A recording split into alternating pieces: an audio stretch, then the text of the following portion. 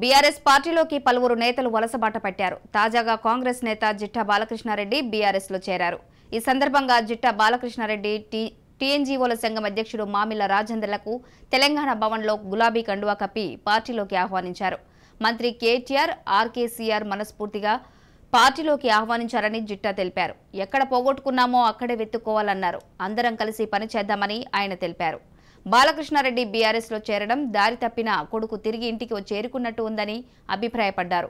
ఉద్యమకారులంతా సొంత గూటికి చేరడం సంతోషంగా ఉందని అన్నారు. అందరం కలిసి కష్టపడి తెచ్చిన తెలంగాణను కాపాడుకుందామని పిలుపునిచ్చారు.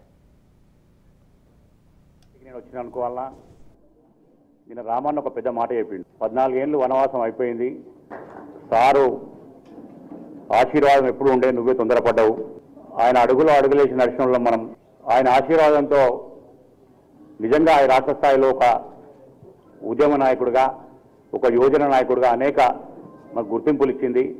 సరే, జరిగినటువంటి చిన్న చిన్న సంఘటనల వల్ల నష్టమైన ఏమాత్రం ఆలోచించకుండా నా మీద భరోసాతోని సార్ ఇచ్చినటువంటి పిలుపుని అందుకొని రమ్మని చెప్పి రామన్న కానీ హరీష్ అన్న కానీ ప్రేమతో ఆహ్వానించేందుకు ముందుగా వాళ్ళకు మనస్ఫూర్తిగా కృతజ్ఞతలు తెలియజేస్తూ, ఎక్కడైతే పోగొట్టుకున్నామో అక్కడే ఉండాలి, అక్కడే గౌరవము గుర్తింపు ఉంటుంది.